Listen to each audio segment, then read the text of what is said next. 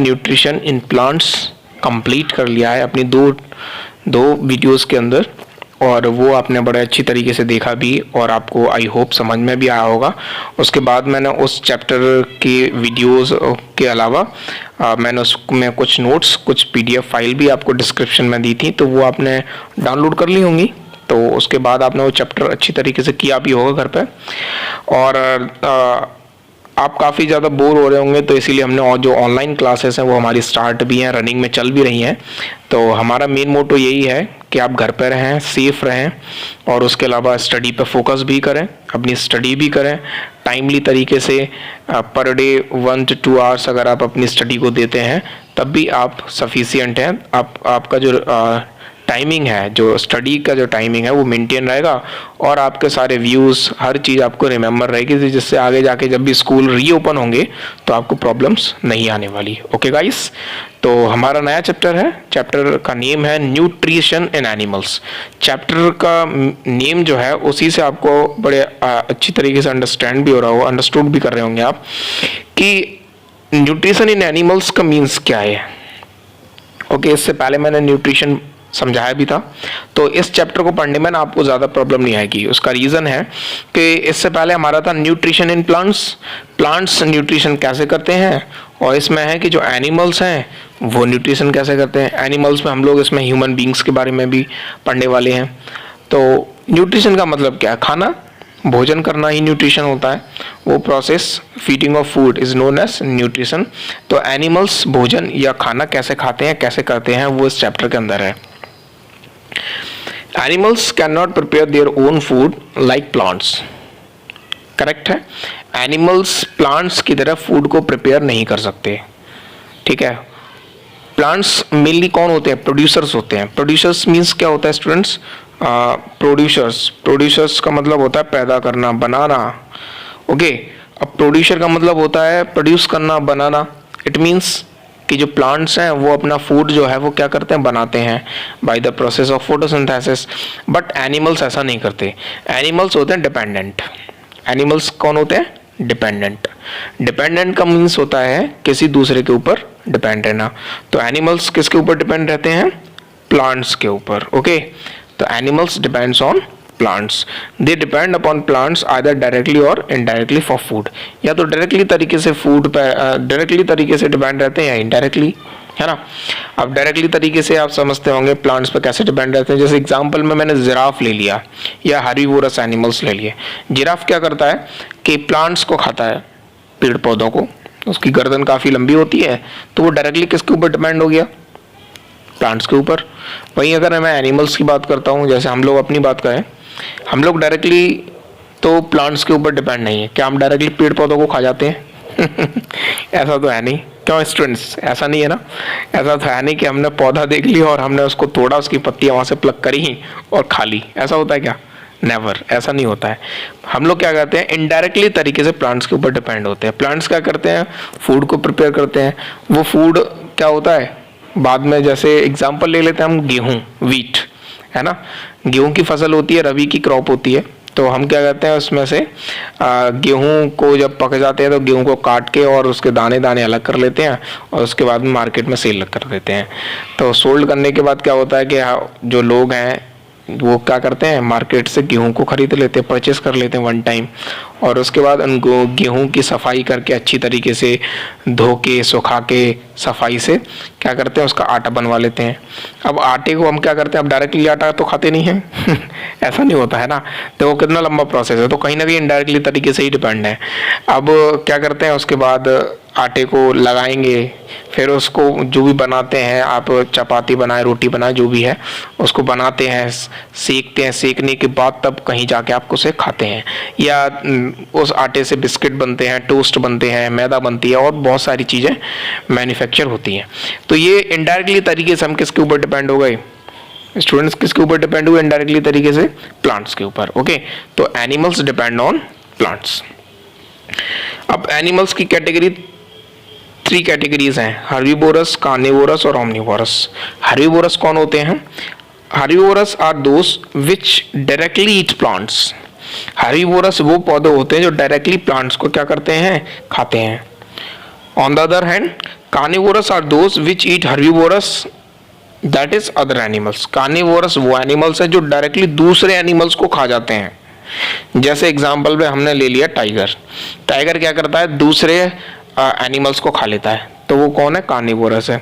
ऑमनिवोरस are those which eat both plants and animals. ऐसे animals omnivorous जो plants को तो खाते ही खाते हैं, उसके अलावा एनिमल्स को भी खा जाते हैं। इसके अंदर ह्यूमन बींग्स आते हैं। एग्जाम्पल में आप इन्हें इसमें बता सकते हैं human beings. Okay, human beings किसके अंदर आते हैं, ऑमनिवोरस ग्रुप के अंदर आते हैं। Types of animals depending on their mode of nutritions. इसके बाद कुछ टाइप्स ऑफ एनिमल्स ऐसे हैं जो उनका कुछ मोड ऑफ न्यूट्रिशन ऐसा है, वो देख लें। हर्बीवोरस आपको नज़र आ रहा होगा। हर्बीवोरस में हमें एग्जांपल में कौन देखा है, काऊ है ना, गाय, गॉट, शीप, ये सब हर्बीवोरस एनिमल्स हैं। कार्निवोरस में क्या दिखा है कि लॉइन, टाइगर, फॉक्स, ये सभी हमारे कार्निवोरस होते हैं क्योंकि मांसाहारी होते हैं, डायरेक्टली मीट खाते हैं, दूसरे एनिमल्स को खाते हैं। ऑमनिवोरस मंकी है, बियर, मैन, ये कौन है, ऑमनिवोरस हैं जो दूसरे एनिमल्स को क्या करते हैं, खाते हैं, और प्लांट्स को भी खाते हैं क्योंकि मंकी जो है वो क्या कहते हैं, ऑमनिवोरस होता है, और प्लांट्स तो खाता ही खाता है, इवन मीट वीट भी खा जाते हैं, कुछ होते हैं, क्योंकि मंकी ऐसे तो है नहीं कि जो हमारी जनरली घर के आसपास नज़र आ रहा है यही मंकी हैं। जंगल में भी तो होते हैं, फॉरेस्ट में भी तो होते हैं, हर तरीके के मंकी हैं, बहुत सारी स्पेसिस होती हैं इनकी, है ना। तो ये भी किस में आते हैं, ऑमनिवोरस में आते हैं। Okay guys, animals include nutrient requirement, mode of intake of food and its utilization. Okay, animal includes nutrient requirement। animals की अगर बात करी जाए तो न्यूट्रिशन में उनका क्या इंक्लूडेड होता है, उनको किस किस चीज़ की रिक्वायरमेंट होती है, किस किस चीज़ की ज़रूरत होती है, वो है mode of intake of food and utilization in the body. Means खाना खा के और वहाँ से उसको यूटिलाइज करना, वहाँ से क्या लेना, एनर्जी लेना। भाई आप खाना खाते हैं, इससे पहले वाले चैप्टर में बड़े अच्छी तरीके समझ में भी आया होगा कि खाना खाते हैं तो खाना खाने से क्या मिलेगी, एनर्जी मिलेगी, है ना।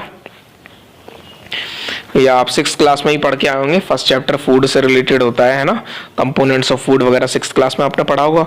ये फूड से हमें एनर्जी मिलती है, कार्बोहाइड्रेट होता है, फैट होता है, प्रोटीन होता है, विटामिन होता है, मिनरल्स होता है, वाटर होता है, रगीज होता है।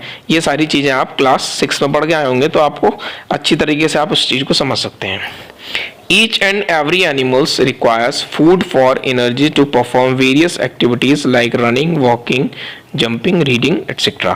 अब हमारे अंदर एनर्जी है, हमारे अंदर कोई चीज़ की कमी नहीं है, हम टाइमली क्या करना है, खाना खा रहे हैं, तो हम वेरियस एक्टिविटीज़ को परफॉर्म कर सकते हैं। देखो, खेल सकते हैं, दौड़ सकते हैं, है ना, गेम खेल सकते हैं, पढ़ सकते हैं, एक्सरसाइज कर सकते हैं, जंपिंग कर सकते हैं, रीडिंग कर सकते हैं, बहुत सारी चीज़ें हैं। ये सारी चीज़ें आप कब करेंगे, जब आपके अंदर क्या होगी, एनर्जी होगी, और आप फूड लेते रहेंगे टाइम से। This energy is obtained from the food they ईट।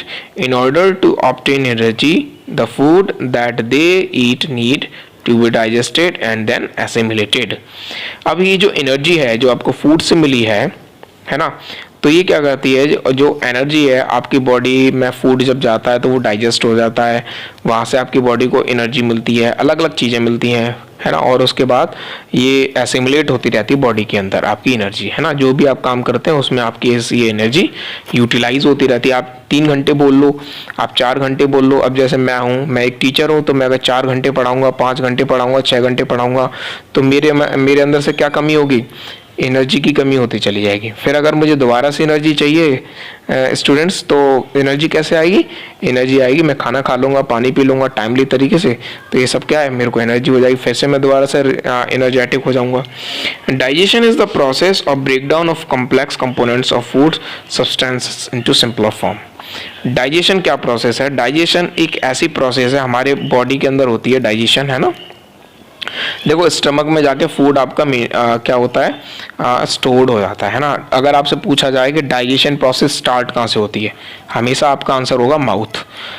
हमेशा जो हमारी जो डाइजेशन प्रोसेस है वो हमारे माउथ स्टार्ट होती है, माउथ यानी मुंह से। जैसे हम खाना खाते हैं, आगे चैप्टर में आएगा तब मैं डिटेल में बता दूंगा। जैसे हम खाना खाते हैं तो हमारे मुंह के अंदर सैलिवरी ग्लैंड्स होते हैं, तो वो क्या कहते हैं, सलाइवा को सीक्रेट करते हैं, है ना। और सलाइवा को सीक्रेट करते हैं तो उसमें एंजाइम्स होते हैं, तो वो एंजाइम्स क्या कहते हैं, कुछ पार्ट क्या कहते हैं, हम चबाते हैं खाने को तो कुछ पार्ट सलाइवा के साथ मिक्स होके एंजाइम्स उनके ऊपर एक्शन करते हैं, तो कुछ पार्ट हमारा फूड का मुंह में ही डाइजेस्ट हो जाता है। तो डाइजेशन के बाद आपका यहाँ से मुंह से स्टार्ट होता है, तो आपका जो खाना आपने खाया वो आपके स्टमक में के स्टोर्ड हुआ, और जो मेनली डाइजेशन होता है वो आपका स्मॉल इंटेस्टाइन में होता है। ओके गाइस, तो आपका क्या है, डाइजेशन एक ऐसी प्रोसेस है जो कॉम्प्लेक्स कंपोनेंट ऑफ फूड हम लेते हैं, जो हम फूड लेते हैं उसको क्या करता है, वो सिंपलर फॉर्म में क्या कर देता है, कन्वर्ट कर देता है। ओके,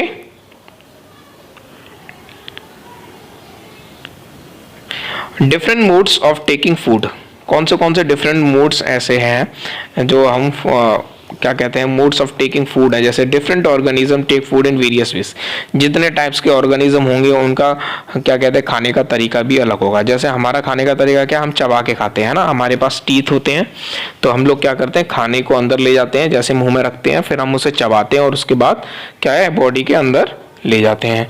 तो बहुत से एनिमल्स ऐसे होते हैं जो नहीं चबाते हैं, दूसरा तरीका होता है उनका। तो कुछ एनिमल्स ऐसे हैं, उन्हें एक बार देख लेते हैं। वो एक टेबल दे रखी है नीचे, क्या कहते हैं, डिफरेंट ऑर्गेनिजम्स की। जैसे अगर मैं बीज की बात करूँ, है ना, मक्खी वगैरह होती है ना, तो वो नेक्टर वगैरह जैसे फूल वगैरह को क्या करती है, चूसती हैं, तो सकिंग क्या करती हैं, शकिंग करती हैं, चूसती हैं उस चूज को, है ना। इसी तरीके स्नेक होते हैं, बहुत सारे एनिमल्स है जैसे चूहे वगैरह को खाते हैं, कॉमन लिया है। अब ऐसा नहीं है कि जो स्नेक है वो सिर्फ चूहा ही खाएगा, स्नेक और भी चीज़ें खाएगा, और भी जो उसके काम की होंगी जो खा सकता है जिन्हें वो, तो उनको भी खाएगा। ऐसा नहीं है कि रैट को ही खाएगा। तो वो सैलोइंग करते हैं, यानी निकल जाते हैं। सैलोइंग का मतलब क्या होता है, निगलना, खाने को डायरेक्टली निकल जाना सीधे, है ना। ऐसे स्नेल होते हैं, है ना, ये क्या कहते हैं, स्नेल होते हैं, ग्रास वगैरह खाते हैं, क्या कहते हैं, चुइंग चबाते हैं। ऐसी आंट्स होती है, इंसेक्ट्स को खा लेती है, छोटे मोटे को स्क्रैपिंग करते हैं अपने, उनको बॉल टाइप सा बना के और फिर उसको खाती हैं धीमे धीमे। पहले तो स्टोर कर लेती है, देखा होगा आपने, चींटियां स्टोर कर लेती हैं। हाउस फ्लाई क्या करती है, डिकिंग मैटर। हाउस फ्लाई तो देखो जो भी चीज़ ऐसी है, मैटर, ऐसा डिकिंग मैटर जो सड़ जाता है, या फिर मक्खी वगैरह की बात कर रहा हूँ मैं। हाउस फ्लाई बहुत गंदी चीज़ होती है हाउस फ्लाई। देखो ये हाउस फ्लाई हमारे घर में आके कहीं भी बैठ जाती है ना। तो यही हाउस फ्लाई बाहर जाके गंदगी पे ही बैठती है, तो किसी पे ही बैठ सकती है हाउस फ्लाई, ब्रीविंग करती है ये, है ना, ठीक है। ऐसे लाइस ब्लड को चूसता है ना, शकिंग हो गया। बटरफ्लाई नेक्टर को फूल पे बैठता है, सकिंग हो गया। ओके गाइस, तो ये कुछ अलग अलग मोड ऑफ न्यूट्रिशन से अलग अलग ऑर्गेनिजम्स के। From the above table we can know different animals have different modes of taking their food. तो इस टेबल से हमें ये समझ में आ गया कि जितने भी टाइप्स के एनिमल्स होंगे, जितने भी ऑर्गेनिजम्स होंगे, उनका मोड ऑफ न्यूट्रिशन, खाने का तरीका भी अलग होगा। Now we will study in detail about nutrition in humans. अब हम पढ़ने वाले हैं डिटेल्ड, देखो यहाँ क्या लिखा आ रहा है, we will study in detail about nutrition in humans.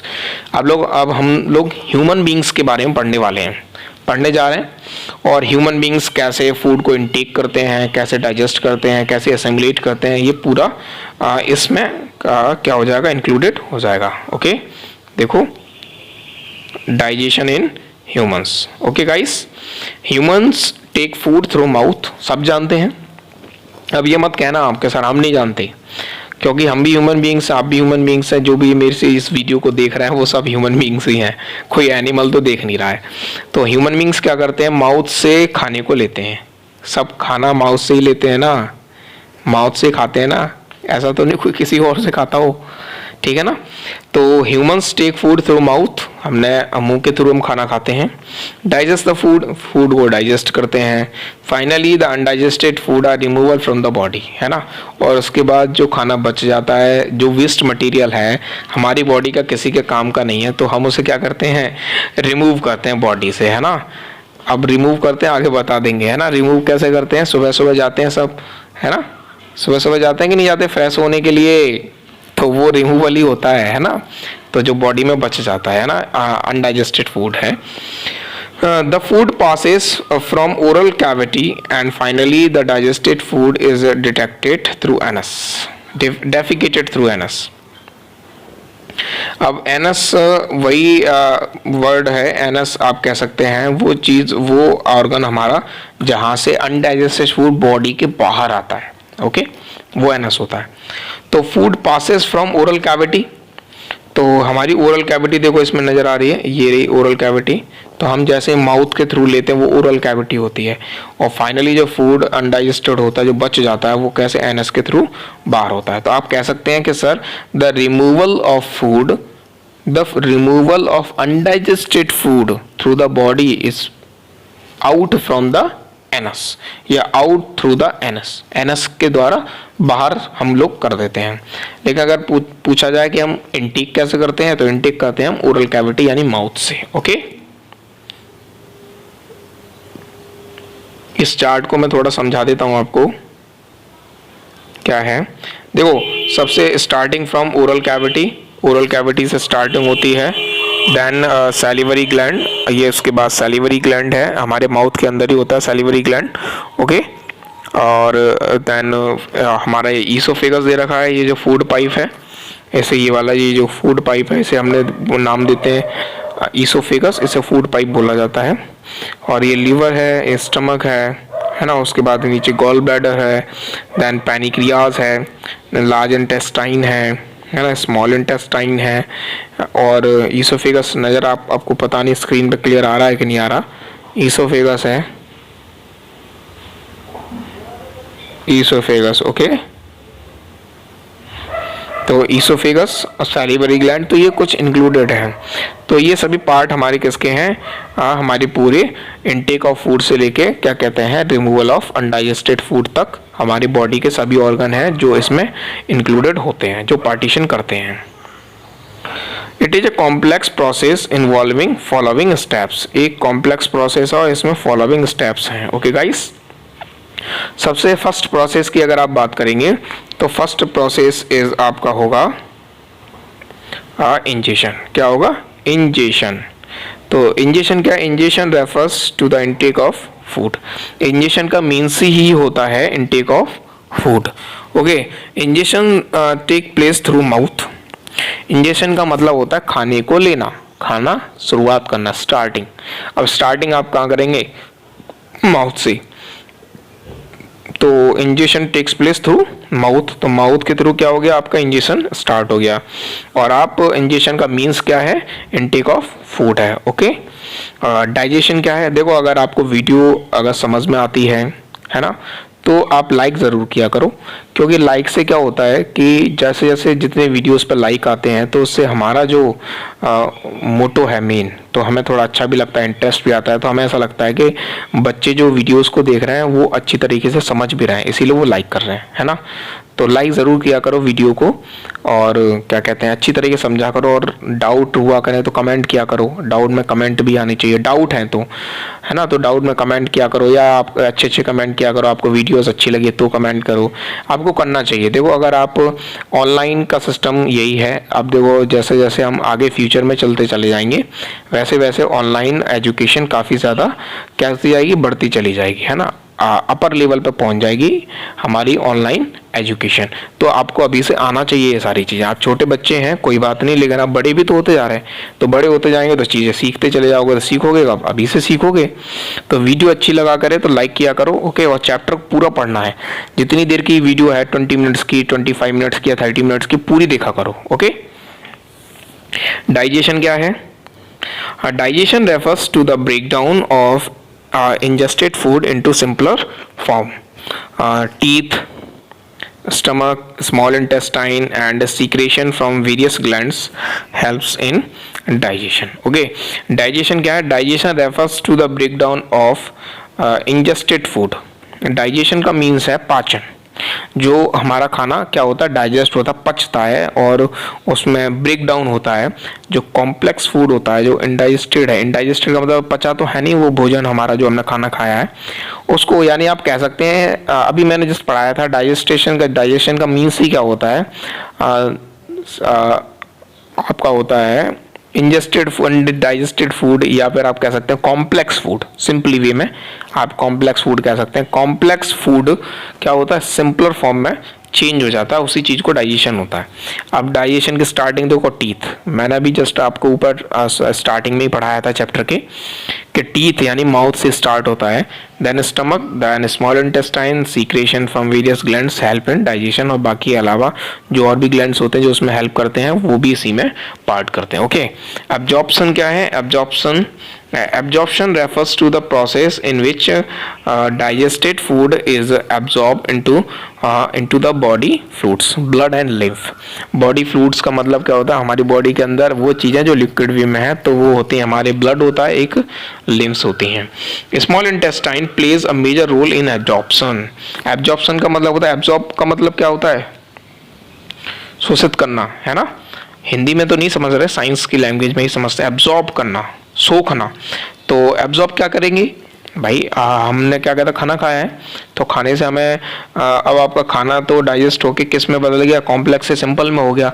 तो सिंपल जब फूड बन जाएगा तो आपकी बॉडी से क्या क्या चीज़ें मिलेंगी? प्रोटीन्स अलग हो जाएंगे, कार्बोहाइड्रेट्स अलग हो जाएंगे, रगेज अलग हो जाएगा, मिनरल्स हो जाएंगे, वाटर हो जाएगा, है ना, विटामिन्स हो जाएंगे, फैट हो जाएगा, ये सारी चीज़ें अलग अलग हो जाएंगी।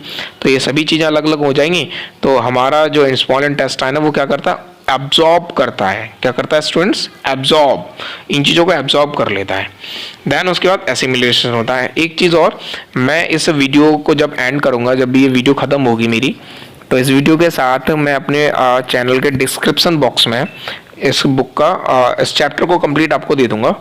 तो इस चैप्टर का लिंक मैं प्रोवाइड कर दूंगा। ये पूरा चैप्टर आपको, एनसीईआरटी का पूरा चैप्टर आपको मेरे इस डिस्क्रिप्शन लिंक में मिल जाएगा। तो वो स्टूडेंट ऐसे जिनके पास बुक्स नहीं है न्यू सेशन की, या उन्हें प्रॉब्लम आ रही है, तो वो इस डिस्क्रिप्शन बॉक्स से मेरे वीडियो पे जाके डिस्क्रिप्शन बॉक्स में जाके लिंक दे दूंगा, वहाँ से इस चीज़ को डाउनलोड कर लेना, आपको चैप्टर मिल जाएगा। तो अब आपको चैप्टर समझ में नहीं आएगा तो मैं ये आपको पूरा रीड आउट करा रहा हूँ, तो आपके पास बुक भी हो गई और चैप्टर भी हो गया, और आप क्या कर रहे हैं उसे पढ़ते भी जाएंगे। ओके, तो आपको अच्छी तरीके से समझ में भी आ जाएगा। एसिमिलेशन क्या है? Assimilation refers to the process in which absorbed food is transported to different cells of the body। Assimilation का मीन्स क्या है? वो प्रोसेस जिसमें हमारा जो फूड है वो क्या होता है? एब्जॉर्ब्ड हो जाता है। एब्जॉर्ब तो हो गया ना ऑलरेडी, उसके बाद ये ट्रांसपोर्ट हुआ। ट्रांसपोर्ट का मतलब समझते हैं, एक जगह से दूसरी जगह, है ना। जैसे कोई एक लड़का है वो अपने घर से स्कूल जाता है तो वो ट्रांसपोर्ट सिस्टम के थ्रू या तो पैदल जाएगा या किसी व्हीकल से जाएगा, तो वो एक जगह से दूसरी जगह जा रहा है। अब ऐसे ही हमारी बॉडी के अंदर हमारे फूड से जो डाइजेस्ट हो गया उससे हमें क्या मिल गया? क्या मिल गया? एनर्जी मिल गई, है ना, कार्बोहाइड्रेट, फैट, विटामिन, यानी सभी तरीके की न्यूट्रिएंट्स मिल गई। अब वो न्यूट्रिएंट्स एक जगह तो होंगे नहीं, उनको बॉडी में हमें पहुंचाना है, ट्रांसपोर्ट करना है ना, हर जगह बॉडी के each and every single cells तक। तो transport to the different cells of the body, क्योंकि हमारी बॉडी का जो सबसे छोटी यूनिट है, जो सबसे स्मॉलेस्ट यूनिट है हमारी बॉडी की, वो क्या है स्टूडेंट्स? सेल है। तो सेल को क्या चाहिए? एनर्जी चाहिए, फैट चाहिए, प्रोटीन चाहिए ग्रोथ एंड डेवलपमेंट के लिए। तो क्या कहते हैं? एसिमिलेशन प्रोसेस से हमारे सेल्स तक हमें क्या पहुंच जाती हैं? सभी न्यूट्रिएंट्स पहुंच जाते हैं। उसके बाद एजेशन प्रोसेस है। Egestion refers to the process of removal of undigested body food from the body.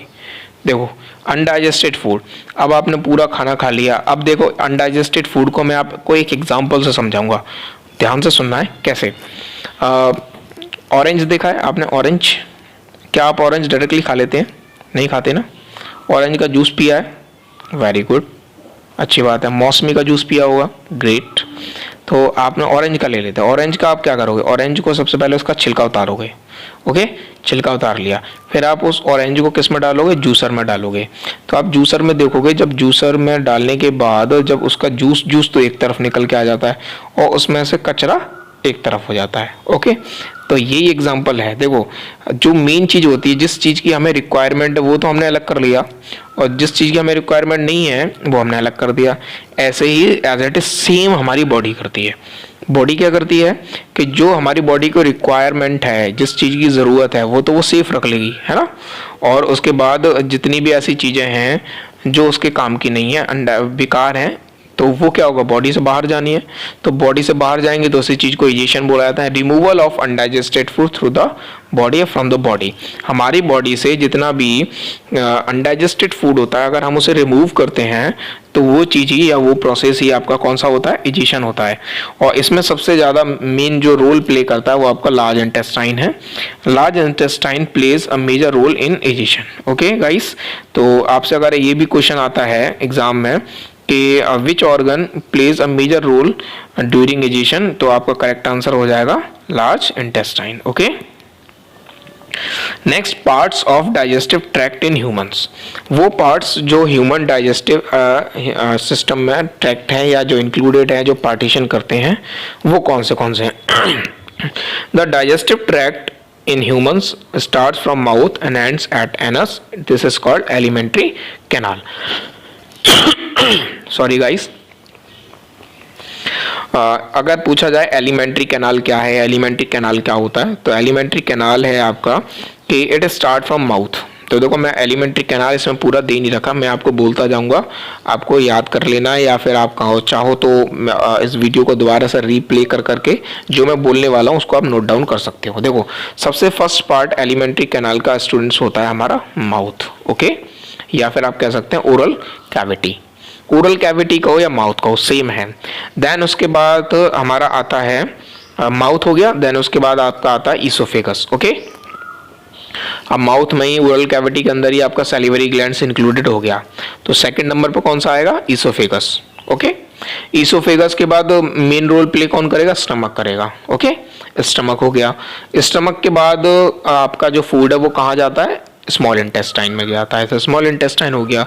उसके बाद कहाँ जाएगा, लार्ज इंटेस्टाइन में जाएगा।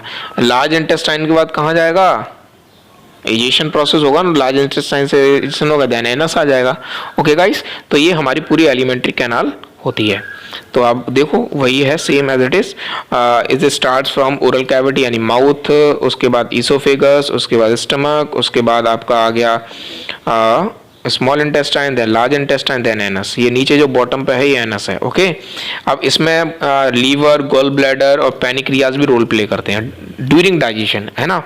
अब ये पैनिक्रियाज और ये कैसे रोल प्ले करते हैं, तो लीवर क्या करता है, लीवर एक जूस को सीक्रेट करता है हमारे स्टमक में, तो उस जूस का नाम होता है बाइल जूस। क्या होता है, bile, BILE, bile juice. Okay, bile juice को सीक्रेट करता है लीवर, है ना। ऐसे ही गॉल ब्लैडर भी जूस को सीक्रेट करता है, कुछ डाइजेस्टिव जूसेस होते हैं। स्टमक भी क्या कहते हैं, ऑलरेडी स्टमक के अंदर HCl प्रेजेंट होता ही है ना, तो वो भी HCl इसलिए प्रेजेंट होता है। अगर ये क्वेश्चन एग्जाम में आता है, जैसे अभी ज़्यादा कई बार आता है कि why HCl is present in our stomach, तो करेक्ट आंसर हो जाता है कि HCl हमारा जो हाइड्रोक्लोरिक एसिड है वो हमारी बॉडी में इसलिए प्रेजेंट होता है कि जैसे खाने के साथ अगर जर्म्स यानी कीटाणु अंदर चले भी जाते हैं तो HCl एसिड होता है तो वो उन्हें मार देता है। ओके, तो इससे हमें कोई प्रॉब्लम नहीं होती, तो HCl हमारी बॉडी में रहता है। उसके बाद पैनिक्रियाज कौन सा जूस सीक्रेट करता है, पैनिक्रियाटिक जूस करता है। तो ये सभी जितने जूसेस हैं ये सभी क्या कहते हैं, डाइजेशन में हेल्पफुल होते हैं। तो ह्यूमन डाइजेस्टिव ट्रैक्ट आपको मैंने बता दिया, ये सारी चीज़ें बहुत इंपॉर्टेंट हैं। और स्टूडेंट्स इस वीडियो में आज हम लोग इतना ही कवर करेंगे, और इससे फर्दर जो नेक्स्ट वीडियो मैं अपलोड करूँगा 1-2 दिन बाद, तो उससे आगे चैप्टर को कंटिन्यू करेंगे। ये चैप्टर मैंने आपको आज इंट्रोड्यूस करा दिया, आपको अच्छा भी लगा होगा, है ना, समझ में भी आया होगा। और अगर समझ में ना भी आया हो तो आप वीडियो को दोबारा रीप्ले करके देख लो, तब भी नहीं आया हो तो कमेंट करो मुझे। वीडियो अच्छी लगी हो तो लाइक करो, अपने फ्रेंड्स सर्कल के साथ, अपने रिलेशनशिप में, या जो रिलेटिव्स हैं, जितने भी आप जिसको भी जानते हैं वहाँ इस वीडियो को शेयर करो ज़्यादा से ज़्यादा। जितना ज़्यादा शेयर होगा उतना ज़्यादा क्या कहते हैं, आपको भी अच्छा लगेगा, मुझे भी अच्छा लगेगा, है ना। तो ये सारी चीज़ें हमें क्या कहती हैं, हमारे जो हमारी जो क्या कहते हैं मोटो है, मेन सोचना है आपको क्या कहते हैं, ई-लर्निंग प्रोवाइड करना, वो हमें अच्छा लगता है। ओके स्टूडेंट्स, एक चीज़ ध्यान रखना, मैं अपने इस वीडियो के डिस्क्रिप्शन बॉक्स में मेरे, आप YouTube चैनल पर जाओगे, इस वीडियो को प्ले करोगे, वहाँ देखोगे तो आप राइट कॉर्नर से एरो आता है, वहाँ से क्लिक करोगे तो नीचे डिस्क्रिप्शन बॉक्स खुल जाएगा। वहाँ मैं इस चैप्टर की PDF यानी पूरी फाइल आपको प्रोवाइड कर दूंगा, तो वहाँ से आप डाउनलोड कर लेना इजीली। तो आपके पास ये चैप्टर भी आ जाएगा, और ये चैप्टर चल भी रहा है, मैंने स्टार्ट भी कर दिया, तो आप इस वीडियो को भी देख सकते हैं। ओके स्टूडेंट्स, तब तक के लिए घर पर रहें, सेफ रहें, वीडियो को लाइक करना ना भूलें, और चैनल को सब्सक्राइब भी करें अगर अभी तक नहीं किया है तो, और शेयर करें ज़्यादा से ज़्यादा। मिलते हैं तब तक नई वीडियो में, आगे इस चैप्टर को कंटिन्यू करेंगे। घर पर रहें, सेफ रहें, bye bye, take care. Okay.